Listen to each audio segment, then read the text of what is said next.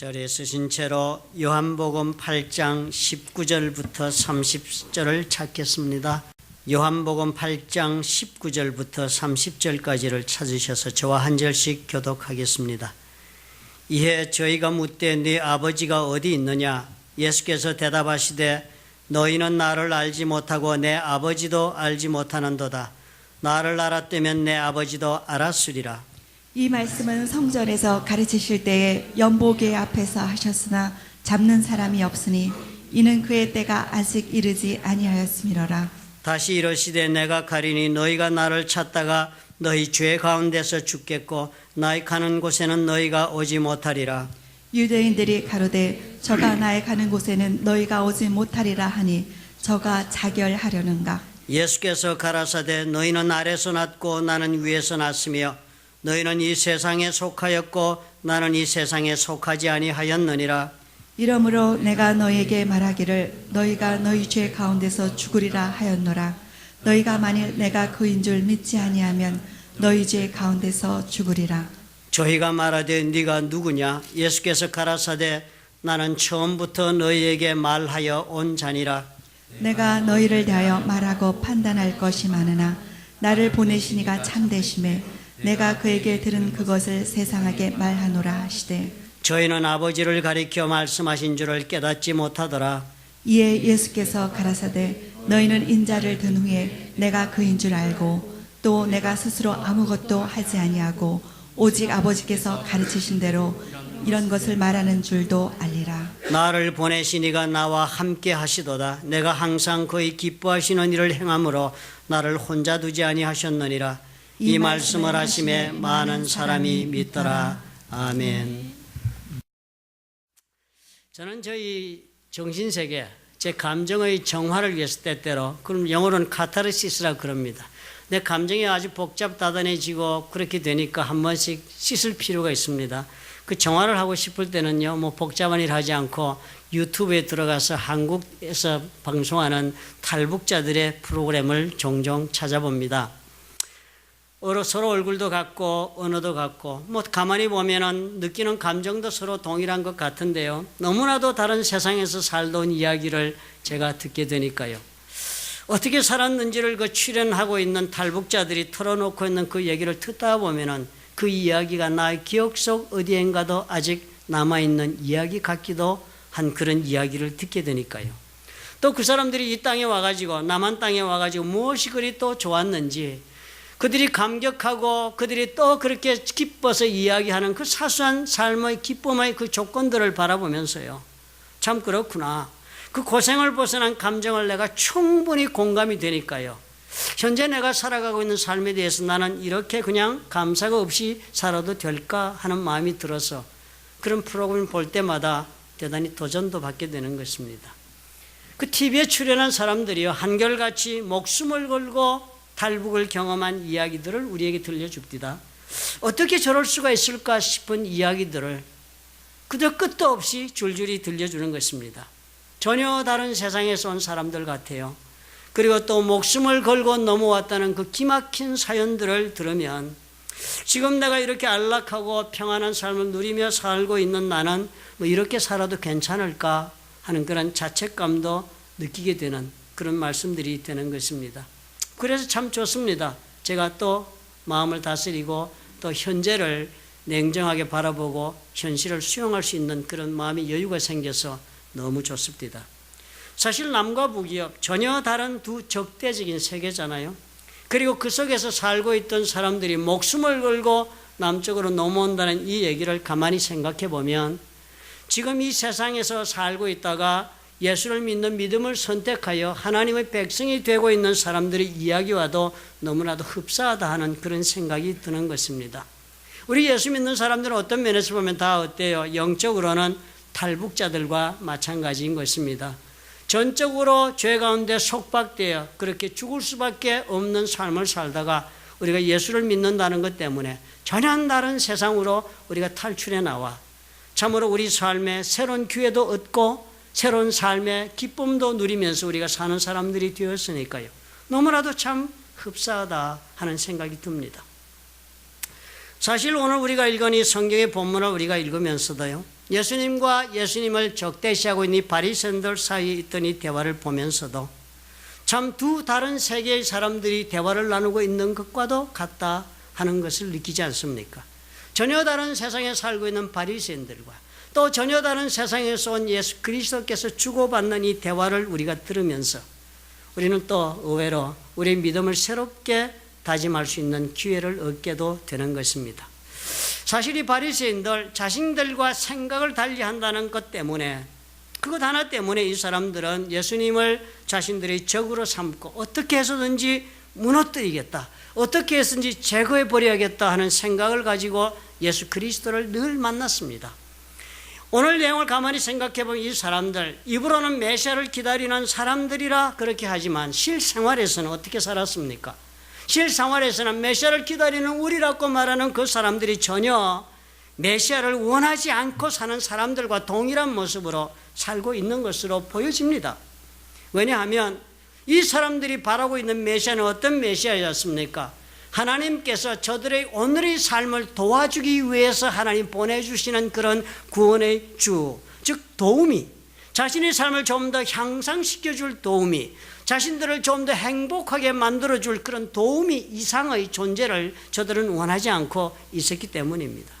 마치도 북한 같아요. 평화 그러지만 실상이 그 평화라는 것도 남한을 어떻게든 착복해 보겠다가 하는 그런 방편으로서의 평화적 공세지 진정한 의미의 평화를 원해서 하는 말이 아닌 것과도 너무 흡사한 것입니다.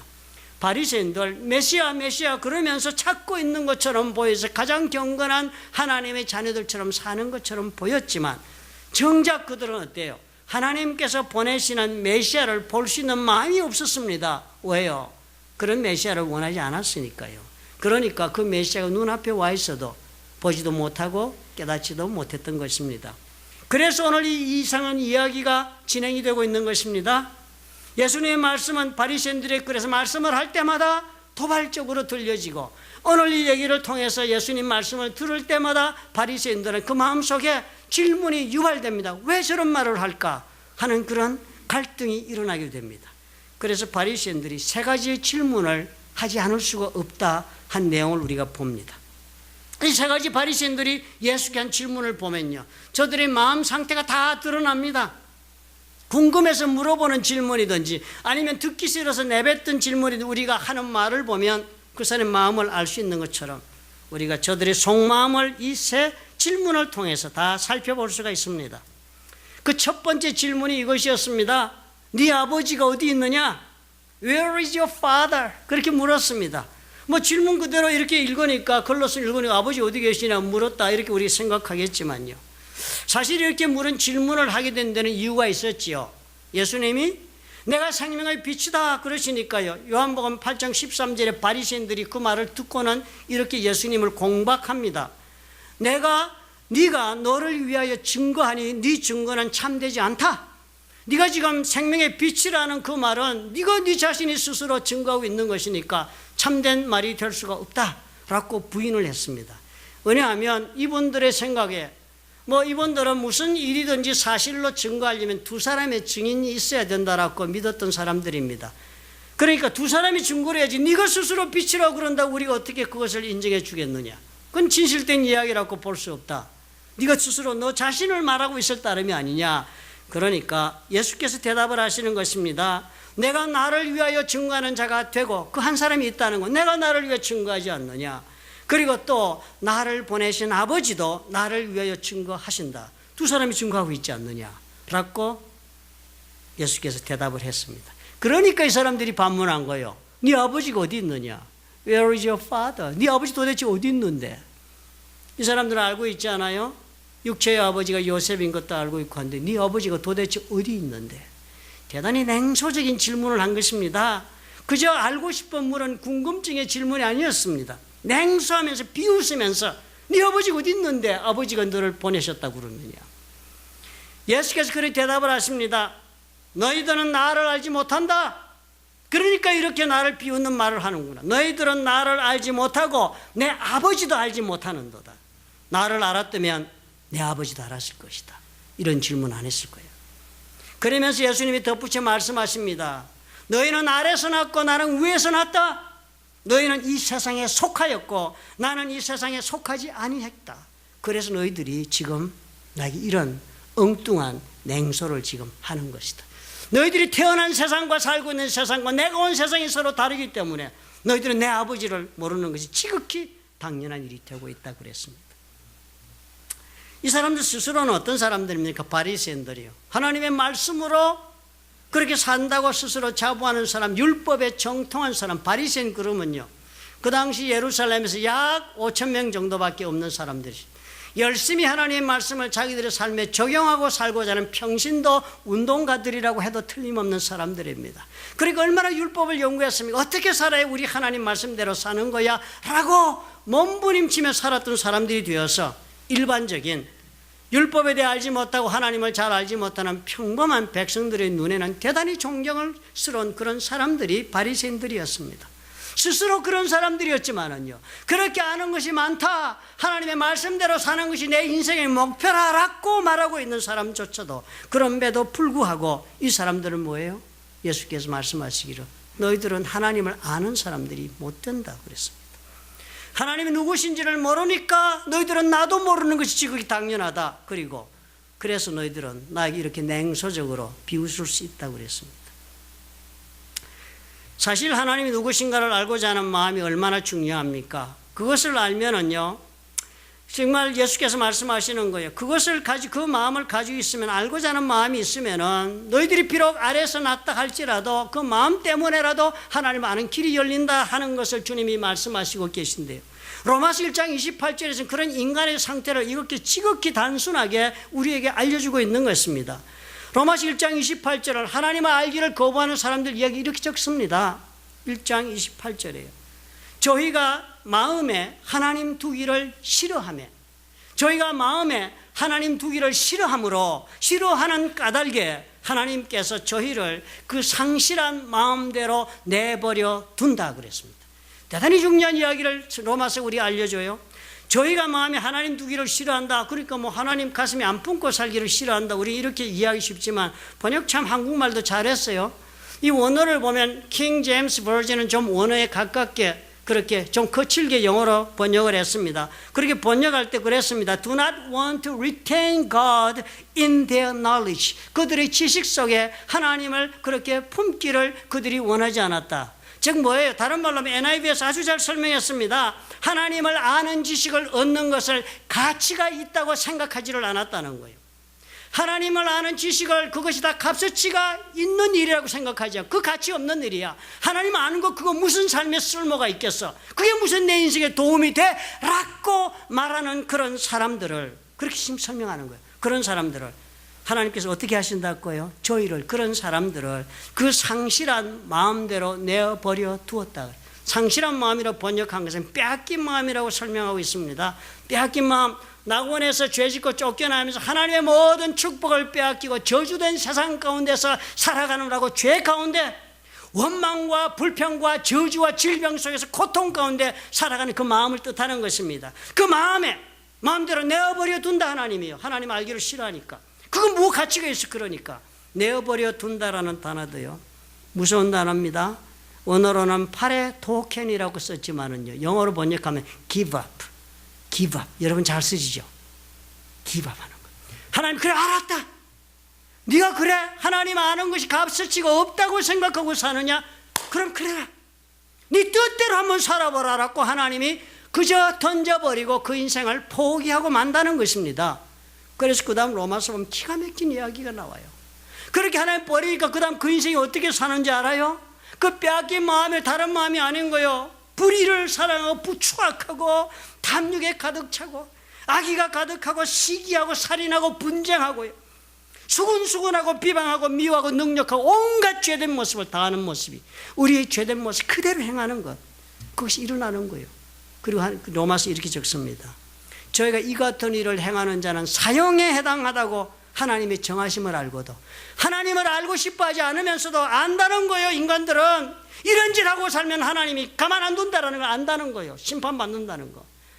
그렇지만 그럼에도 불구하고 자기들만 행할 뿐 아니라 그런 나쁜 짓 다 하고 살면서 또한 그 일을 행하는 자를 옳다 한다는 거예요. 개인들끼리 서로 막 격려하는 거예요. 그러면 죄가 아니라 하고 산다는 거예요. 요즘 그렇게 살지 않아요? 성경에 말하고 있는 죄 아니라고 지금 얼마나 단체들이 많습니까? 저들끼리 막 죄 아니라고. 집단적으로 죄를 부인하는 그룹들이 막 생겨난다고 성경이 말한 대로 지금 우리가 그런 세상 살고 있는 것입니다. 마음속으로부터 하나님 아는 거 거부하는 까닭에 드러내놓고 하나님을 거부하는 행동을 하며 살게 된다. 다른 세상에 대한 이해는요, 이 우리가 온 세상 말고 다른 세상이 있다라고 그것을 아는 것은 그것을 알기 때문에 하나님을 알고자 하는 노력을 품게 우리를 만들어줍니다. 그런데 어떻게 해요? 그 세상에 대한 우리는 이해가 없으니까 예수 하나님을 값싸게 부인하고 살면서도 괜찮은 줄 압니다. 그래서 우리는 간혹 살아가면서 예수 믿는 분들은 꼭 이 질문을 해봐야 돼요. 내가 제대로 신앙생활 하고 있나 할 때는 정말 하나님이 누구신가? 하나님은 과연 나에게서는 어떤 존재인가? 그리고 하나님이 이 땅에 보내셨다는 예수님은 어떤 분인가? 그리고 십자가에 돌아가신 그 십자가는 나에게 도대체 무슨 의미가 있을까라는 것을 반추해 볼 필요가 있는 것입니다. 그러면 그럴 때마다 우리 영혼이 다시 한번 조정되고 그리고 또 다스려지는 것입니다.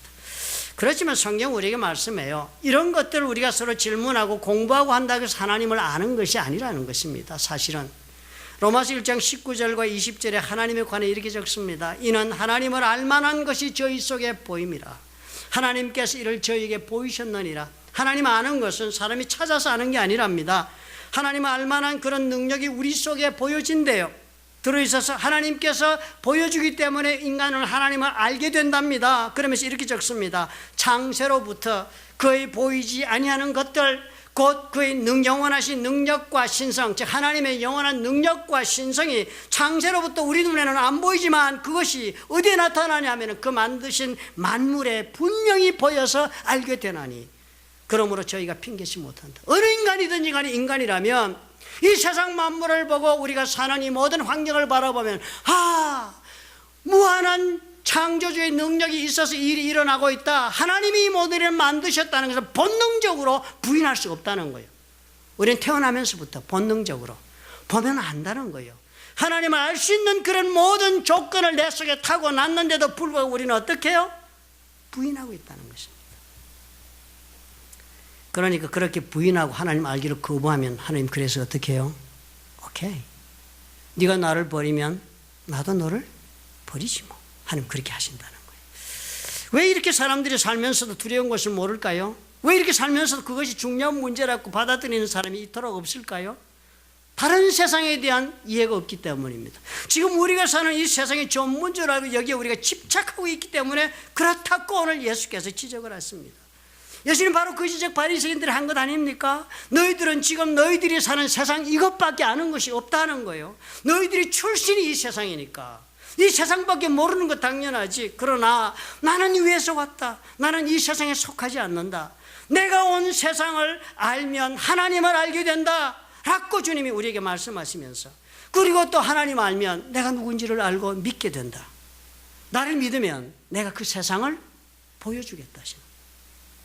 그것은 생명이 있는 세상이다. 빛의 세상이다. 지금 이것과는 다른 세상. 나를 믿으면 너희들은 볼 수 있다 하십니다. 오늘도 우리 가운데는 이렇게 사는 사람 얼마나 많은지요. 바리새인들처럼요. 우리가 사실 이 땅에 살면서도요, 겁없이 하나님을 부인할 수 있는 것은 이 땅의 역사를 모르니까요. 과연 우리가 어디서 와서 무엇을 하다가 어디로 가는지 우리 인생의 역사를 모르니까. 역사를 모르면 우리는 오늘을 바로 살 수가 없습니다. 북한이 어때요? 공산주의에 사로잡혀 사는 사람들이요. 그 사람들 어떻게 저 정권이 들어섰는지, 어떻게 전쟁을 해가지고 남북이 분단이 되었는지, 그리고 어떻게 서로 정치 조직이 이렇게 다른지 그 역사를 모르니까 그 사람들 어떻게 해요? 이것이 길인가 보다, 이것이 운명인가 보다 하고 사는 것으로 끝나는 것입니다. 그와 마찬가지 아닙니까? 우리가 사는 이 세상이 어떻게 시작이 되었는지 생각하지 않으니까요. 그런 거 관심 없으니까 알고 싶지도 않고 지금 당장 내 코가 석자인데 오늘 하루만 살면 좋겠는데가 전부니까요. 어떤 경로를 거쳐서 우리가 이 자리까지 왔으며 우리가 앞으로 어떻게 살아야 하며 어디로 가야 하는 것인지를 모르니까 우리도 오늘 그냥 이렇게 그냥 이 땅의 사람으로 살고 말 수 있습니다. 우리는 기억해야 해요. 언제나 이 세상은 애초에 지금 우리가 살고 있는 이 세상의 지금 이 모습은 우리 하나님께서 애초에 우리를 위하여 준비했던 세상이 아니다 하는 사실을 우리는 알아야 합니다. 우리 그건 모르니까, 이 세상이 어떻게 하나님 배반했는지도 우리는 모르니까, 그 후로 어떻게 하나님의 말씀을 거역했는지도 모르니까, 그래서 우리가 이 땅에 이렇게 살아온 이 인생들의 이 선택한 것이 과연 무엇을 선택하며 걸어온 길인지 그 역사를 우리는 도저히 생각할 줄을 모르니까, 저 세상 하나님이 계신 세계에 대한 소망이 당연히 없지요. 그러니까 당연히 어떻게 해요? 예수를 믿는다는 일이 굉장히 추상적인 일이 되고 맙니다. 그 예수를 왜 저렇게 열심히 믿나 이해가 안 되죠. 우리 중에 아직도 이런 질문을 하실 수 있는 분은 많을 것입니다. Where is your father? 하나님이 도대체 어디 계신데? 또 예수님이 무슨 하나님 보내신 사람이란 말 도대체 뭔데? 이런 질문에 대한 답을 모르는 것이 문제가 아닙니다. 그 답을 찾아보고자 하지 않는 마음이 문제가 된다고 로마서가 전합니다. 하나님을 알기를 거절하고 있는 모든 사람들에게 하나님 말씀하시네요. 네가 나를 버리느냐? 그렇다면 네가 나를 싫어하는 그 마음대로 살도록 나도 너를 버려두겠다. 주님 하십니다. 바리새인의 질문, 이 세상 외에는 알기를 원하지 않는 그 사람들의 탐욕 때문에 이렇게 자신의 운명도 목재고 있다는 사실을 우리는 볼 수 있어야 합니다. 저들이 두 번째 질문이 있었습니다. 저들 질문은 저가 자결하려는가? 저가 스스로 죽을 것인가? 스스로 목숨을 끊을 것인가? 하는 질문입니다. 예수께서 바리새인들에게 너희가 하나님을 알지 못한다 하신 후에 요한복음 8장 21절에 다시 말씀을 주십니다. 내가 간다 그랬습니다. 예수님이. 갑자기 그분 사람들 앞에 바리새인들 앉혀놓고 내가 가리니 너희가 나를 찾다가 너희 죄 가운데서 죽는다 그랬습니다. 대단히 놀라운 이야기를 합니다. 이해되지 않는 이야기요. 그러면서 하시는 말씀, 나의 가는 곳에는 너희가 오지 못하리라. 그러니까 이상한 말을 듣습니다. 내가 간다. 그리고 너희는 간 나를 찾다가 나를 만나지 못하고 너희 죄 가운데서 죽는다. 그리고 내 가는 곳에 너희들은 결코 올 수 없다. 그러니까 유대인들이 그 말을 듣고 질문합니다. 서로 얘기를 해요. 저가 나의 가는 곳에는 너희가 오지 못한다 하니 그게 무슨 말인가? 저가 자결하려고 하는 모양이다. 목숨 끊고 죽으니까 우리가 저 세상 죽는 세상 못 간다는 그 뜻인가 보다. 그렇게 반문을 했다고 적어 놓았습니다. 지금 이 바리새인들이 이 표현 여러분 가만히 생각해 보면 십자가를 알지 못하는 사람들의 그 반응과 너무나도 흡사합니다. 그렇죠? 예수님이라는 분 왜 십자가에 죽었나요? 왜 처형되었는데요? 그렇게 죽은 사람을 왜 내가 꼭 만나야 하는데요? 뭐 이런 이야기나 너무나 동일하지 않습니까? 바리새인들이 아무렇지도 않게 생각하고 그 말 했답니다. 뭐 자기가 가는데 우리 못 간다고? 뭐 자살하려는가 보다. 뭐 예수님이 뭐 죽는가 보다. 그렇게 생각하고 반응을 하니까요. 그런 사람들에게 주님이 이렇게 말씀하십니다. 그렇게 말하는 그 바리새인들에게 너희는 아래서 났고 나는 위에서 났으며 너희는 이 세상에 속하였고 나는 이 세상에 속하지 아니했다. 바리새인들 예수님 부정하니까 이 말씀 받아들이지 않으니까요. 그 자결하려는가 라고 하는 질문을 그들이 할 수밖에 없도록 주님께서 이렇게 말씀하는 거. 내가 가니까 너희들이 나를 찾다가 너희 죄 가운데 죽겠고 가는 곳에 오지 못하리라는 말씀을 듣고 나는데 그들은 겨우 기었고 생각한 것이 죽으시나 보다. 그래 주님이 결국 말하고 있는 것은 무엇입니까? 나는 너희들 앞에 영원히 가치 있지 않는다. 다시 말해서 우리 하는 예수님께서는 저들에게 이렇게 오늘의 이 순간이 지속되지 않는다. 나는 너희들을 떠날 날이 반드시 온다. 라고 주님 말씀하시는 것입니다. 너희들이 나를 오늘 이렇게 만날 수 있는 이 만남의 기회가 영원히 주어진다고 생각하지 말라. 나는 간다. 내가 너희들을 만나게 주는 이 기회는 이 순간 있을 따름이다. 라고 주님이 제시합니다. 하나님께서 베푸시는 은혜의 기회가 영원히 지속되는 것이 아니라고 주님 말씀하신 거예요. 예수님 두 가지 이야기했습니다. 자신이 죽어 떠난다. 그리고 예수님 찾다가 너희들도 죽을 것이다. 두 가지 얘기했습니다. 사람들은 참 이상하게 살지 않아요? 저도 제 자신을 보면 이상하게 살아요. 죽음이 언제 올지도 모르는 것이 사실이 급박한 것인데 불구하고 저는 전혀 생각하지 않고 삽니다. 너무 태연하게. 그러면서 오히려 저는 천국에 대한 생각보다는 이 땅에 사는 생각이 더 많습니다. 목사인데도. 목사인데도 이 땅의 사람들과 만나서 이야기할 것, 이 땅의 사람들을 위하여 뭘 위해서 내가 행할 것, 뭐 이런 것들을 더 많이 생각합니다. 천국 가서 할 일보다는. 왜 사람들이 그렇죠? 매일매일 사람 삶을 살아가기 위해서는 살아가는 데 필요한 수만 가지의 필요한 상식적인 판단을 우리가 내립니다. 그렇죠? 가만 센스가 있어서 우리는 살아가는 데 필요한 생각 다 내립니다. 그렇지만 우리는 어떻게 해요? 죽음 위에 우리가 갈 영원한 삶에 대해서는 상식적인 판단을 내릴 줄을 우리는 몰라요. 생각하고 싶어조차도 않습니다. 우리는 살아가면서 필요한 재정적인 준비하죠. 돈 모아서 한 달에 얼마 벌면 얼마 써야겠고 얼마 저축해야겠고 아니면 또 더블잡 뛰어서라도 필요한 것도 채우고 이렇게 살아야겠다. 돈 문제 우리 굉장히 준비해가고 대비해가면서 인생 살지요. 또 장차 일하지 못할 때를 대비해서 저축을 꼭 해야 되겠다라고 저축하는 것이 커먼 센스죠. 건강에 필요한 모든 것도 우리는 자동적으로 챙기는 것이 당연하다 생각합니다. 그렇죠? 아플 때는 의사 찾아가야 되겠다 생각하고 또 미리 건강 지키고 예방하느라고 운동하고 건강검진도 열심히 가지요. 섭생에 우리가 얼마나 신경을 씁니까? 요즘 좋은 거 찾아서 먹으려고 나쁜 거 교회에서 식탁에 올라오면 교회 와서도 나쁜 건 안 드세요. 그죠? 우리 먹습니까? 우리 기름진 거. 휴가도 갑니다. 쉼이 있어야 또 일어날 수 있으니까. 그리고 얼마나 열심히 필요한 운동을 우리가 합니까? 우리는 참 살아가는 모든 일에 있어서 이 땅에 살아가는 일에 가장 상식적인 일들을 이의 없이 자연스럽게 우리는 스스로 찾아서 합니다. 그러나 그럼에도 불구하고 분명히 있는 우리가 가야 할 세상, 하나님을 만나는 그 세상, 그 일에 관해서는 우리는 저 세상을 가서 어떻게 할 거에 대한 준비는 하나도 하지 않고 사는 것이 지극히 당연하지 않습니까? 그것도 상식적인 준비가 돼야지요. 언제나 하나님은 우리를 기다려줄 줄 우리는 알아서 그렇지 않은가요? 아니면 언제나 내가 원하기만 한다면 하나님이 그제서라도 허겁지겁 나를 만나주시는 그런 하나님이라고 우리는 생각하기 때문에 하나님의 은혜는 언제나 내가 원하면 폭포수처럼 부어주시는 것이 은혜라고 우리는 값싸게 생각하고 있기 때문에 우리는 그렇지 않은가요? 예수님이 하시는 말씀 우리도 귀담아 들을 줄 아셔야 합니다. 나는 간다. 내가 간 다음에 너희들은 나를 찾다가 그래도 나를 만나지 못하고 너희 죄 가운데서 죽게 된다. 만날 만한 때 나를 만나야 한다고 주님 말씀하시는 것입니다. 어느 복음 전도자가 그랬죠. 당신은 반드시 하나님 만날 준비를 하고 살아야 한다. 사람들이 웃지요. 무슨 하나님 만날 준비를 해요. 뭐 그런 이야기. 그리고 복음 전도자 그랬습니다. 왜 하나님 만날 준비를 꼭 해야 하냐면 당신은 반드시 하나님 앞에 한번 서야 하기 때문이다. 누구든지 간에 쓴다는 거예요. 이 세상에 사는 거, 이 세상만 아니까 그날을 우리는 두려워하지 않습니다. 이 세상만 알고 저 하나님 계신 다른 세계를 우리는 모르니까요. 이것이 전부인 줄 알고 여기 집착하고 삽니다.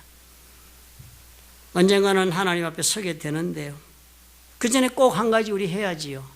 예수님 만나서 타결을 지어야 할 일이 있습니다. 우리 모든 인생들에게는. 하나님 만나기 전에 각자 개인적으로 예수님을 만나서 해결 보아야 할 일이 있다고 성경 가르쳐 줍니다. 주님 뭐라고 말씀하십니까? 나를 찾다가 너희는 죄 가운데 죽겠다고 그랬습니다. 죄 가운데 죽으니까 내가 가는 곳에 너희가 오지 못한다 그랬으니까 주님을 만날 기회가 영원히 기다리고 있지 않다면 우리는 어떻게 해요? 주님을 찾아야죠. 그래서 우리가 죄 가운데 죽지 말아야죠. 그죠? 그래야만 우리가 어떻게 해요? 또 다른 세계로 가는 삶이 길이 우리가 보장받지 않습니까? 고린도후서 6장 2절은 그래서 우리에게 이렇게 도전합니다. 내가 은혜 베풀 때 너를 듣고 구원의 날에 너를 도왔다 하셨으니 보라 지금은 은혜 받을 만한 때요. 보라 지금은 구원의 날이로다. 지금이다. 지금 예수를 만나야 한다. 언제나 믿음의 기회가 있다고 생각하고 사십니까? 바리새인들과 동일한 질문을 하시는 거예요. 주님 뭐라고 답변하실까요? 그런 분에게 그렇게 생각하느냐? 나는 간다. 네가 나를 찾겠지만 너는 나를 만나지 못할 거다. 두렵지 않습니까? 서투른 질문이 나면서 인생을 그렇게 용기 있게 사시면 안 될 때가 되었습니다. 예수님을 만날 수 있을 때 바로 만나야 해요. 세 번째로 바리새인들이 물었습니다. 네가 누구냐? Who are you? 그랬습니다. 참이 얼마나 이게 네가 도대체 누구냐라고 물으면 얼마나 기분이 참 그렇겠습니까? 여러분 같이 뭐 얘기하는데 서로 뭐 이렇게 몇 번 본 사람 얘기 막 하는데 상대방이 정색을 하면 도대체 너가 누군데 그런 말 하느냐라고 물으면요. 얼마나 그것이 무시하는 말이 됩니까? 이렇게 예수님께 직설적으로 이 사람들은 마구잡이로 말을 했습니다. 그러니까 예수님이 21절에도 그러고 24절에도 주님 말씀하셨어요. 예수께서 말씀하신 것이 만약에 너희들이 예수님을 믿지 않는다면 너희들의 메시아 예수님을 구세주로 그렇게 믿지 못한다면 너희들은 죄 가운데 죽는다. 그러니까 이 사람들이 그 말을 듣자 도대체 네가 누구냐라는 뜻으로 누구십니까? Who are you? 당신은 누군데요? 이렇게 질문한 것입니다. 두 종류의 세상이잖아요. 서로 만나지 않은 평행선의 세상입니다. 예수 안 믿는 사람들에게. 두 세상은 예수를 모르면 만나는 지점이 없습니다. 서로 겹침이 없는 그런 헤어진 삶의 세계일 따름입니다. 이 세상에 사는 한 이 세상의 어떤 것으로도 우리는 예수님 말씀하시는 저 세상을 맛볼 수가 없습니다. 예수님이 그 이유를 설명했습니다. 그 이유가 있다. 이 세상에 사는 한 그 어느 누구도 스스로 죄의 문제를 벗어날 수가 없다. 그리고 그 죄가 모든 것을 막는다. 나를 믿지 않는다면 이 세상 벗어나지 못한다. 왜? 죄 가운데 죽을 것이기 때문이다. 죽으면은 여러분 두 가지가 있습니다. 그러니까 저와 여러분의 두 가지 방법 중에 하나로 죽을 수 있습니다. 여러분 꼭 죽어요. 저도 죽고. 그럴 때 꼭 두 가지 중에 하나로 죽습니다. 나는 내 마음대로 멋있게 죽게. 그런 거 없습니다. 죽으면 딱 두 가지 정해 있습니다. 요한계시록 14장 13절에 보니까요. 이렇게 적었습니다. 하늘에서 음성이 나서 가로되 기록하라. 적어두라는 게 확실한 거니까 적어라. 지금 이후로 주 안에서 죽는 자들은 복이 있도다. 여러분 이렇게 죽을 수 있습니다. 죽을 때요. 주 안에서 죽을 수 있습니다. 예수를 믿고 예수님 안에서 우리가 죽어서 하늘나라로 갈 수 있습니다. 이런 죽음이 하나 있습니다. 이거 복되게 죽는 길이 있다고 요한계시록이 적었습니다. 그런데 또 다른 길이 있습니다. 또 다른 길은 주 안에서 죽는 대신에 이것은 죄 가운데 죽는 길이 있습니다. 로마서 6장 23절은 죄의 삭은 사망이라 그랬으니까요. 죄의 짐을 해결하지 못하면 어떻게 그 값을 내가 안고 죄의 삭을 갚느라고 내 목숨을 바치는 죽음, 즉 죄 가운데 죽는 길을 걷게 되는 것입니다. 사실 우리가 육체적인 죽음을 두려워하지요. 이거 죽는다는 것. 그 미지에 해보지 못한 일이니까 죽는 것이 두렵지 않은 사람이 어디 있겠습니까? 그러나 더 두려운 것은 우리의 육체가 죽은 후에 우리의 영혼이 다른 세상으로 간다는 사실을 알면 더 두려운 것입니다. 우리의 육체와 영혼이 분리되고 영혼은 어떻게 해요? 또 다른 세계로 가서 하나님의 심판대 앞에 선다 하는 것 우리가 기억하면 좋겠습니다. 그곳에서 주님 안에서 죽은 사람과 죄 가운데 죽은 사람은 길이 갈려지는 것입니다. 그 영혼은 심판대 앞에서 다시 하나님을 알지 못한 채로 영원한 지옥불에 던지는 심판의 그런 자리에 서게 된다는 사실을 기억해야 합니다. 이 세상에 죽으면 그만이다. 어떻게 그렇게 용감한 이야기를 하시는지요. 죽으면 그만인 줄 알고 나는 그렇게 살고 있다고 하시는데 성경은 도대체 뭐라고 답하십니까? 죽었다고 끝나는 게 아니랍니다. 우리는 이 땅에서 왔고 이 세상에 속한 까닭에 우리는 그렇게 말하고 사는 것도 괜찮은 줄 압니다. 저 위의 세상, 예수께서 오신 세상이요. 예수를 믿으면 우리를 데려가시겠다고 하시는 그 세상을 우리는 모르는 까닭에 우리는 어떻게 해요? 그리고 또 모르는 까닭에 믿지도 않고 그리고 두 번째 영혼의 죽음을 맛보는 엄청난 사건을 당하게 된다는 것입니다. 바리새인들 이런 예수님 말씀을 들었지만요. 성경이 또 이렇게 적습니다. 처참합니다. 말씀을 들었다고 믿지를 않아요. 아버지를 가리켜 하신 말씀인 줄 알지 못하더라. 그리고 이에 예수께서 이런 사람들을 두고 말씀을 했습니다. 너희는 인자를 든 후에 내가 그인 줄을 알 것이다. 지금 너희들 난 몰라. 아무리 말을 해도 너희들이 마음이 그러니까 너희들 이 세상밖에 지금 붙잡고 있는 것이 없으니까 너희들은 나를 몰라. 너희들은 인자를 든 후에 즉 너희들이 나를 십자가에 단 후에나 내가 그분인 줄을 너희들이 그때 안다. 그때 안다 그랬습니다. 사실 그러지 않았습니까? 예수 그리스도께서 십자가에 못 박히시고 죽었습니다. 바리새인들과 사두개인의 손에 3일 만에 부활하셨습니다. 그 당시 예루살렘에서 이것을 부인할 자는 한 사람도 없었습니다. 제사장도 알고 바리새인도 알고 그들이 직접 목격하고 확인하고 증인들을 본 사건입니다. 그렇게 부활하신 줄을 그들은 보았지만요.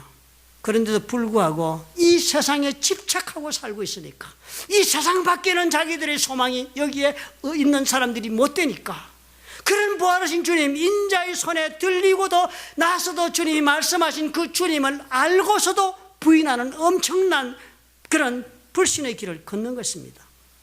얼마나 예수님 부활한 사건을 부인하려고 이 사람들 거짓으로 도포했습니까?